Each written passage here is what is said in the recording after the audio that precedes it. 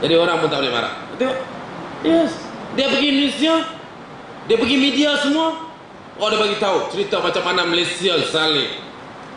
Kerajaan Malaysia zalim. Saya duduk penjara. 7 tahun saya duduk penjara. Saya tak pernah menangis.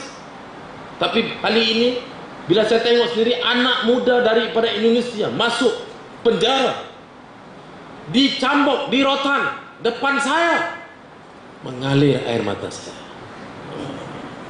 Ya, ibu-ibu Indonesia dengar pun mengalir air mata. Ya, saya pikir bagaimana kerajaan saya boleh berlaku zalim dengan orang Indonesia. Saya begitu rupa. Di rotan sudahlah ditangkap. Ya tangkap aja nggak apa-apa, tak ada dokumen hantar pulang, apa masalah? Mengapa harus di rotan? Mengapa harus disiksa? Mana tak mengamuk orang Indonesia kita? Nah, ya. Saya terpaksa pergi. Saya kata bapak-bapak, ibu-ibu, ya saya pun duduk penjara. Saya pun masuk penjara juga. Saya pun bekas juga. Dia bekas Timbalan Perdana Menteri, saya 2 kali bekas. Saya bekas usaha politik kepada bekas Timbalan Perdana Menteri. Itulah 2 kali bekas. Saya 2 kali bekas, Pak. Saya pun tengok orang Indonesia kena cambuk, kena rotan dalam jail. Saya tengok, betul. Tapi tidak mengalir air mata saya. Kenapa? Sebab mereka jahat. Memang betul kena rotan, apa masalah? Dan yang kena rotan bukan aja orang Indonesia. Orang Malaysia, anak muda Malaysia yang jahat pun akan dirotan depan mata saya. Oh begitu ya Pak? Pak Anwar kata Indonesia aja yang kena. Ambong kata. Kena semua. Ini baru kena tembak 3 orang. Nah itu dia gaduh demonstrasi. 3 orang di Johor Bahru. Penjenayah Indonesia kena tembak. Mati. Oh dia ribut di Indonesia.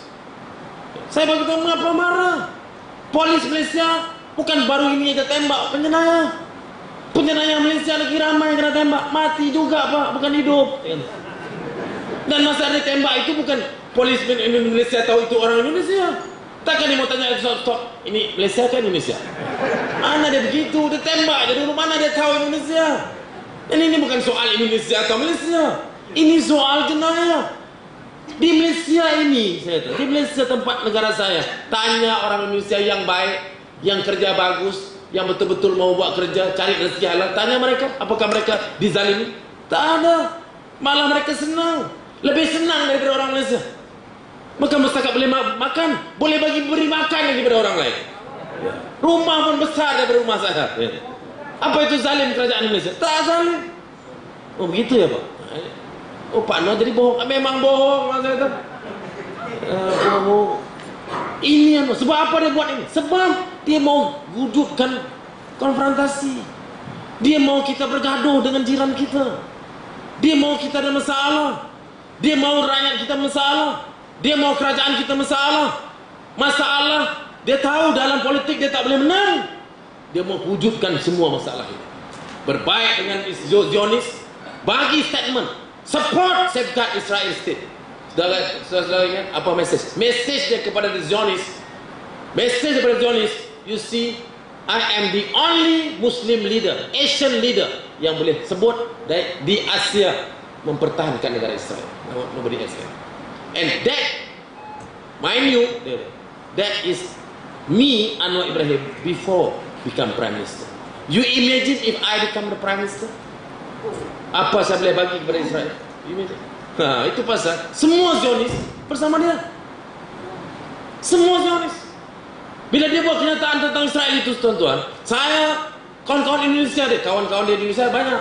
Memang ramai kawan-kawan Indonesia, saya kawan saya juga. Telepon saya, Pak Izam datang sekarang. Kita mau tahu ini Pak Anwarnya apa sudah gila ke? Ini buat kenyataan tentang saya. Orang Indonesia nih. Sudah gila, saya pun pergi sana. Saya kata,